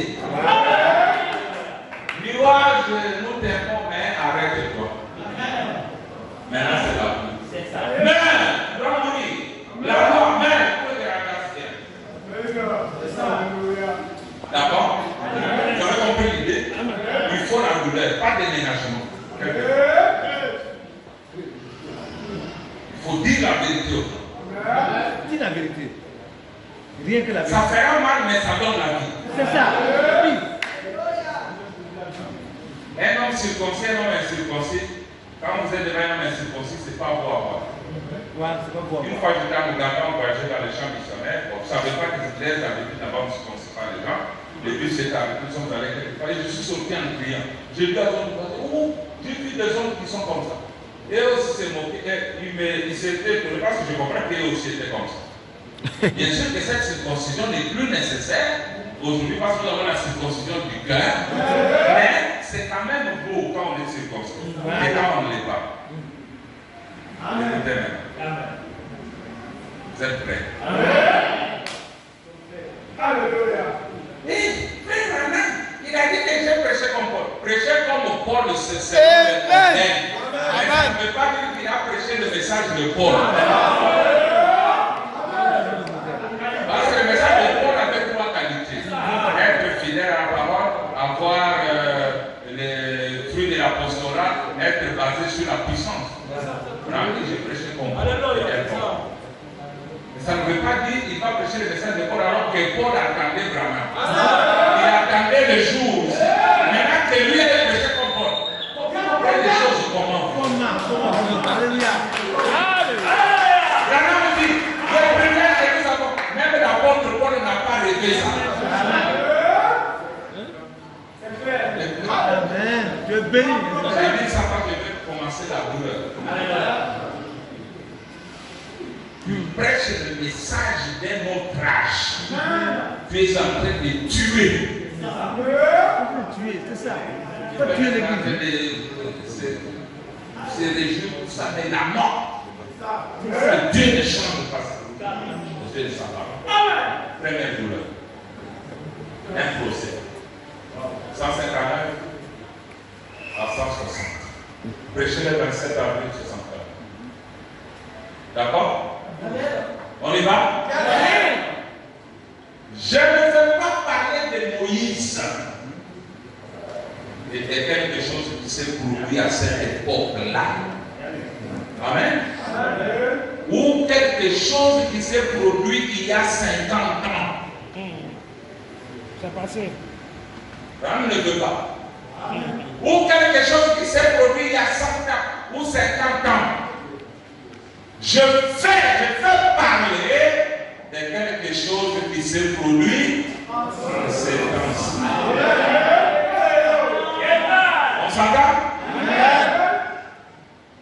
Je crois, et je veux que le prochain témoin, pour témoigner aujourd'hui que la parole de Dieu qui a été promise pour ce jour-ci, pas pour le jour de Moïse, pas pour le jour des disciples, pas pour le jour de Luther, pas pour le jour de la Pentecôte, pas pour le jour des méthodistes, mais pour ce jour-ci. Je veux, merci beaucoup, je vais aller rapidement, on m'a donné, mais quand on arrive après, je me fais encore ça. Amen, amen. Mais pour ce jour-ci, je vais me tenir à la barre pour rendre un témoignage. Si vous me permettez cette chose personnelle. En effet, ça doit être un témoignage personnel. Et ça doit être véridique. Et pour cause, je connais celui que nous défendons. Il saura si c'est la vérité ou non. Je crois que nous vivons dans les derniers jours. Et que le message d'un autre jour ne convient pas à ce jour. Cela ne se peut pas. Il faut que ce soit le message pour aujourd'hui. Disons ça par celui d'il y a 10 ans. Alléluia. Nous sommes en 64. Amen, amen. Comment c'est la folie? Nous sommes en 64. Vous avez dit que ça doit être le message d'aujourd'hui, pas celui d'il y a 10 ans. Or, nous avons aussi le brochure de 54. Et je vais vous montrer pourquoi le message de William jusqu'en 62 doit passer par le filtre de cette société. Il y a des choses que nous devons séparer. Est-ce que c'est moi qui dis ça? Le message pour chacun. Le message pour cette génération. C'est ce que dit la parole. Alléluia. Je vais vous montrer que les années 50, les 62 là, ce n'était pas le temps pour notre message. Notre message n'était pas encore venu. Amen. Alléluia. Alléluia. Vous êtes toujours là, vous prenez tout sans les filtrer par les choses. Amen.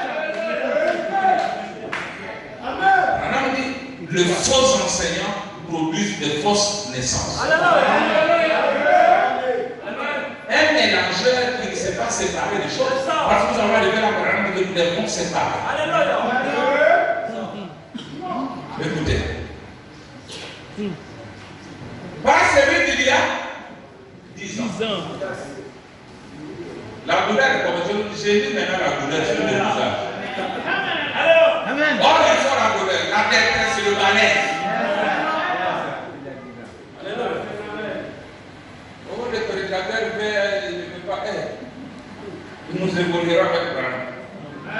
J'avais prêché une fois dans mon église. La Bible dit que les chiens piètrent l'animal. Pourquoi? Parce qu'il mange ce que lui-même a vomi. Ça nous fait mal. Est-ce que si vous vomissez, vous allez manger ce que vous avez vomi? Non. Mais pire, moi je vomis, toi tu manges, je me vomissais. Ça devient encore la folie. Mais pourquoi vous mangez ce que Branham a vomi? Lui-même a vomi, il a dit ça ne marche pas.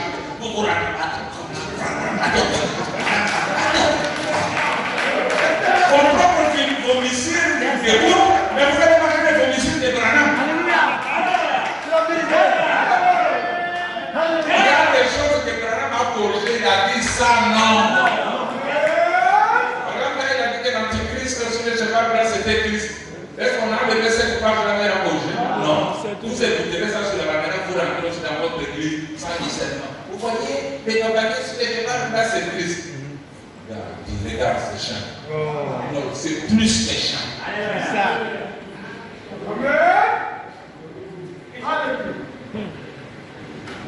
Bon, je trouve maintenant les situations pour aller parce que plus le temps, vous allez comme vous avez des débats. Écoutez-moi.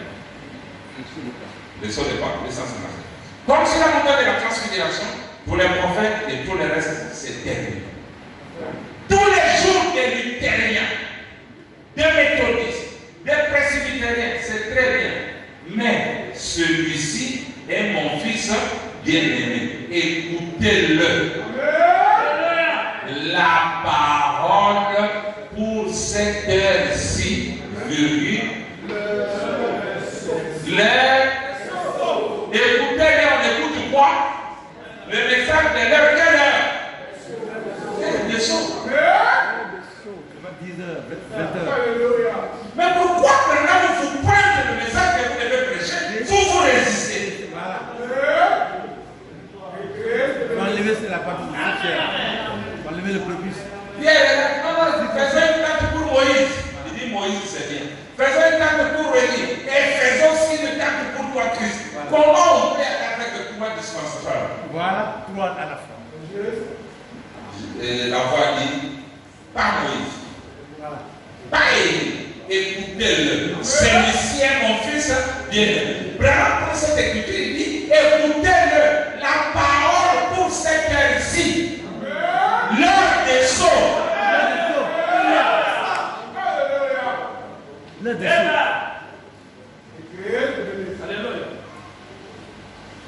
Non, vous aimez les mystères. Les sauts, ce sont des blagues. Non, pas les blagues. Quand on arrive au 7e saut, il y a 7 étoiles qui jaillissent.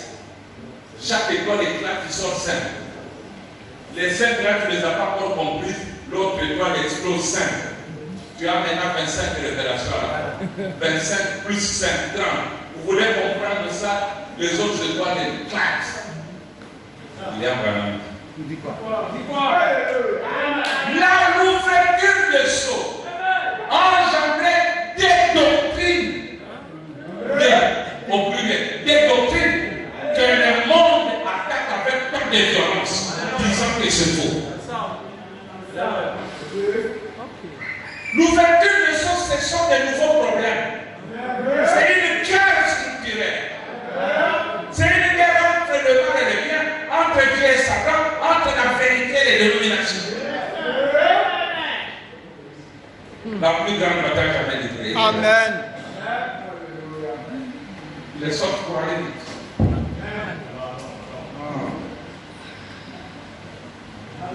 Vous comprenez que ce n'est pas facile.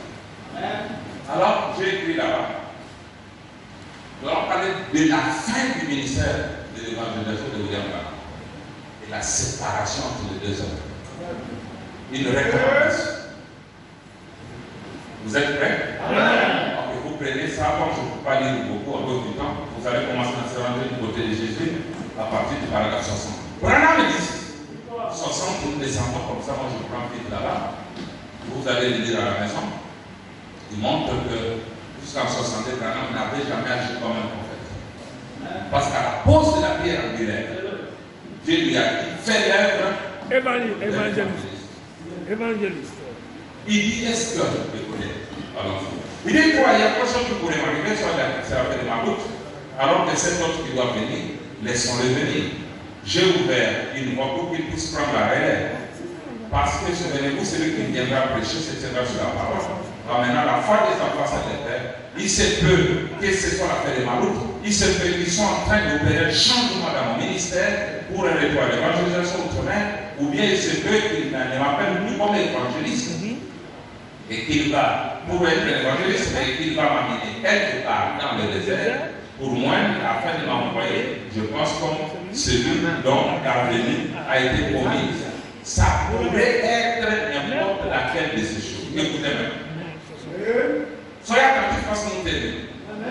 Il ne peut plus continuer, je ne peux plus continuer comme ça. Nous sommes en quelle année 62. Il dit, je ne peux plus continuer comme ça parce que les gens qui abordent, je dois dire ceci, je l'ai dit devant les hommes, les gens souvent me considèrent comme un prophète, je ne me considère pas comme un prophète, non messieurs, vraiment pas. Je ne dis pas ça par humilité, je l'ai dit pour être franc. Je ne me considère pas comme un prophète du Seigneur. Je n'ai pas cet honneur. Vous êtes prêts? Je crois que le Seigneur m'a utilisé dans des petites choses spéciales afin peut-être d'aider à poser un fondement pour un prophète qui viendra. Mais un prophète n'agit pas comme moi j'agis. Ça, vous le savez. Un prophète n'est pas un évangéliste. Un évangéliste n'est pas un prophète. Un pasteur n'est pas un évangéliste. Un évangéliste n'est pas un pasteur. Mais Dieu a établi dans l'église, premièrement, les apôtres, ensuite les prophètes, ensuite les docteurs, ensuite les pasteurs, et ainsi de suite. Dieu les a établis dans l'église et Dieu leur a donné une fonction. Mais, le matin où j'ai posé la pierre, suivez bien. Encore maintenant, si vous êtes spirituel, vous saisissez. À cause du cri du peuple, si vous pouvez retirer ça de là, ou prendre les carnets et le lire, il y est dit, faites l'œuvre de l'évangile. Il ne m'a pas appelé à être un évangéliste. Mais il a dit, fais l'œuvre de l'évangéliste. Il y aura un temps. Fais l'œuvre de l'évangéliste, mais il y aura un temps. L'état là, c'est le temps des eaux, où les hommes ne supporteront pas la sainte doctrine. Mais il y a l'évangélisation d'entendre des choses agréables, ils se donneront ensemble une foule de docteurs et ils se détourneront de la vérité pour se tourner vers les femmes. Voyez, il a cité cette écriture. Il m'a dit à quel endroit la trouver. Il a dit quoi? J'ai pris la Bible et je l'ai ouverte à l'endroit où il m'avait dit. Et c'était là. Suivez. Et puis, vous êtes au courant de ce débat. Abraham avait planté la débat. Suivez maintenant, parce que c'est ça mon message. Écoutez, celui des pentecôtistes unitaires et celui des assemblées pentecôtistes, il y avait débat. Écoutez maintenant. Je n'ai jamais fait de croisement entre eux. Alors, écoutez, qu'est-ce que Abraham avait planté ce matin? J'ai planté leur arbre à chacun. Pas l'arbre de Abraham. Il a planté l'arbre de ceci et l'arbre de cela. Il dit, j'ai planté leur arbre à chacun là où ils se trouvaient. Parce que je pense qu'ils sont les uns et les autres dans l'erreur. Mais détaché de tout ça, j'étais à la croix, à la moisson. Donc, Branham, quand il a prêché ce message jusqu'en 62, il a planté dans le bac de ces gens-là, il a planté leurs arbres avec leurs erreurs. Suivez bien. Il était l'évangéliste. Il n'agissait pas comme un prophète. On lui a dit, fais le évangile. Parce que, I'm right. Ok. Je peux vérifier. Il dit, je plantais leur arbre à chacun. Là où ils se trouvaient. Parce que je pense qu'ils sont les uns les autres dans l'erreur. Quand vous allez allez nous emballer, vous allez nous emballer même les élèves. Écoutez. Et son réponse est dessous, je suis en train de terminer. Il dit 332. Suivez bien mes amis. Il parle des livres, nous les entendons. 334, il dit maintenant, si vous remarquez, quand je posais la pierre angulaire du tabernacle, il a dit fais l'œuvre d'un évangéliste. Écoutez mes frères, et maintenant, l'heure approche où il y aura séparation entre les deux œuvres. Quelque chose d'autre est en train de se produire.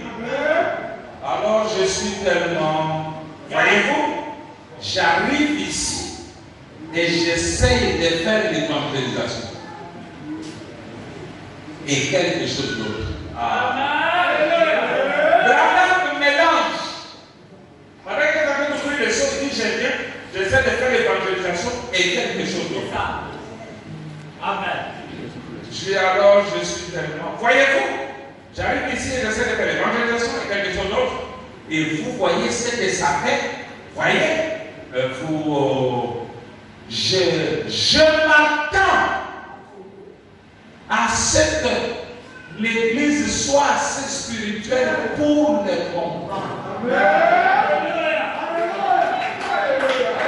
Il est temps avec vous, les deux êtres doivent être. Mais comme Jésus, vous verrez Jésus, il guérit un malade, mais il dit va au temple, va présenter l'offrande selon Moïse. Et Jésus a mélangé les deux choses. Nous allons parler maintenant de Pierre. Quand Pierre prend la charge de l'Église, il mélange et la loi et la grâce. Vous êtes au courant? Quand il est devant les Juifs, il refuse de manger avec les esclaves. Quand les Juifs ne sont pas, il baptise avec les. Oh non, faites ceci. Oh Timothée, n'entre pas au temple, tu n'es pas circoncis. Maintenant, Dieu suscite Paul. Ces choses, les gens ne peuvent pas les comprendre pendant que je suis là. Mais après mon départ, vos jeunes gens, vous comprendrez ça. Vous les démontrerez. Quand il dit là, je viens, je fais l'évangélisation et autre chose. Mais l'un Dieu, cela va être séparé. Celui qui séparera, ce n'est pas Pierre, c'est Paul qui va venir. Pierre était avec tous ces anciens qui étaient avec Branham là, ils ne sont pas aidés à séparer. Il faut le Paul. Frère Paul. C'est pas une des deux heures. Je m'attends à ce que l'Église soit assez spirituelle pour les hommes. Amen. Alors dans l'Église, vous verrez que c'est correct que Paul a fait, paragraphe 25, chapitre 1, là où il dit, et Paul, et maintenant Paul était un véritable ancien de la Bible, et c'est-à-dire de l'Ancien Testament, c'était à l'époque le seul livre écrit qu'on appelait la Bible. Et il essayait de montrer aux Hébreux, séparant l'Ancien Testament et montrant. Amen. Il dit Pierre. Mais quelqu'un ne mange pas ceci, quelqu'un ne mange pas quand Paul vient. Mangez tout ce qui se mange sur le marché. Ne vous inquiétez de rien si ce n'est pas motif de consommation. Mangez. Oh, ne mangez pas les porcs. Mangez. Oh non, il ne faut pas. Donc, tout ça, les sabbats. Et allez vendre. Allez, laissez manger. On prenait pour le coup d'un fou. Mais il était l'homme selon les cœurs de Dieu pour séparer les deux. Dieu ne veut pas de mélanger autour de Yahweh. Il veut des gens qui séparent les deux œuvres. Écoutez. Oh. Il y en avait un autre. Écoutez ça. Il y en avait un autre du nom de Pierre. Un autre du nom de Pierre. Vous êtes là, je vous vois. Qui était sauvé. Est-ce qu'on a dit qu'il n'était pas sauvé? Il était sauvé. Et qui a aussi été rempli de l'esprit. Et il voulait toujours s'accrocher aux traditions des anciens.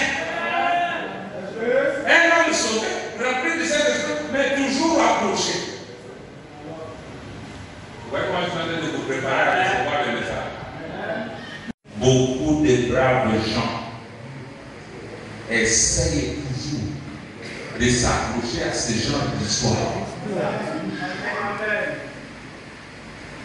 Et un jour, comme il se trouvait sur le toit de la maison, il a entendu une voix qui a dit: n'appelle pas impur ce que j'ai purifié. Donc, Dieu avait des difficultés pour comprendre que les dispensations avaient changé. Il voulait amener, comme Ram dit, n'amenez pas votre dénomination dans ce nouveau message. Mais lui voulait amener sa loi dans la grâce. Attention, attention, attention. La loi a échoué. Quand Dieu a donné la loi, personne n'était sauvé. Et la Bible dit, la loi est le policier qui nous amène en prison. Amen. Ne faites pas ceci. Ne regardez pas ça. Ne mangez pas cette arme. Donc on dit, pourquoi il nous empêche de manger cette arme? Alors d'abord quoi? La loi crée la curiosité. Et amène l'homme à goûter, à découvrir l'inconnu. Si vous mangez avec quelqu'un, c'est vous qui avez vu des caca ou des choses bizarres sur la route. Si vous voulez qu'il ne voie pas, ne dites rien. Passez. Si vous dites ça, il va d'abord regarder. C'est pourquoi les gens qui disent que nous avons des fausses doctrines, ils font notre publicité. Ne les écoutez pas. Les gens vont dire, écoutons d'abord qu'est-ce qu'ils disent. Et nous les gagnons. Ils nous facilitent la vie.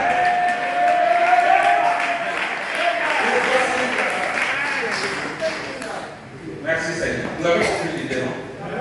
C'est ça l'idée. Alors, je vais vous laisser. Je ne laisse pas cette situation. Bon. Dans le vrai de la femme, il dit ceci. C'est pour ça que je pense qu'aujourd'hui nous avons beaucoup plus tôt. Nous n'avons pas beaucoup de nouvelles naissances authentiques. C'est parce que la sémence, peut-être, elle va sympathiser avec la parole ou avec la personne. Mais ils ne veulent pas pourrir dans l'ancien système où ils étaient. Ils ne veulent pas sortir de là. Ils veulent rester dans l'ancien système tout en prétendant avoir reçu la nouvelle naissance. Ou le message de là. Nous n'avons pas vu ça avec l'âge de l'hiver et aussi les pentecôtistes, avec tous les autres stars. Ils cherchent encore à s'accrocher à l'ancien système tout en prétendant avoir reçu ce système. Vous ne pouvez pas recevoir le message plus de frères maintenant et continuer avec des traditions des pentecôtistes, des baptistes. Parce que le message est petit, il est allé chez ces gens-là. Et ces gens nous ont amené le mélange de ces choses. Mais le temps est venu où Dieu vous a suscité, vous ici, pour séparer les choses. Ça vous coûtera la réputation, ça vous coûtera ceci, cela, mais c'est dans la douleur que la vie va. Alors il dit, mais il faut que l'ancien, que l'âge de l'ancien système pourrisse afin de produire le nouveau. Il continue de vouloir s'y cramponner. Remarquez, ils savent que l'ancien système est mort, mais ils ne veulent tout simplement pas pourrir à ça. Or, c'est quand il y a pourriture que la chose est vraiment éliminée. Mourir, c'est bien, l'ancien système est mort, parce qu'il ne peut pas exister ensemble. Mais laissons cela pourrir. Parce que quand il y a pourriture, et la chose est complètement éliminée. Est-ce que vous acceptez la douleur? Vous acceptez les moqueries? Vous acceptez les galeries? Le mépris, c'est dans la douleur que les choses commencent à se faire. Nous sommes ici pour porter le nouveau message. C'est ce que Dieu veut. Si vous voulez être honoré, prenez courage pour que nous puissions aborder des choses grandes. Acceptez de pourrir. Oui, on m'a bien enseigné, c'est bien. Mais maintenant, nous devons se séparer. Que le Seigneur vous bénisse. Merci.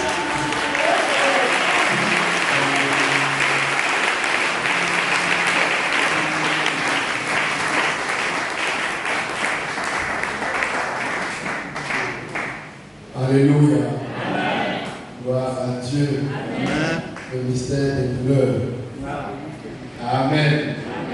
C'est le changement de dispensation. C'est Dieu qui passe à un autre bord. les enfants de Dieu suivent le mouvement de Dieu. Quand vous suivez le mouvement de Dieu, vous êtes combattus. Quand vous suivez le mouvement de Dieu, vous êtes incompris. Le problème, si tu t'arrêtes là où tu commences à être combattu, c'est que tu ne sais pas ce que tu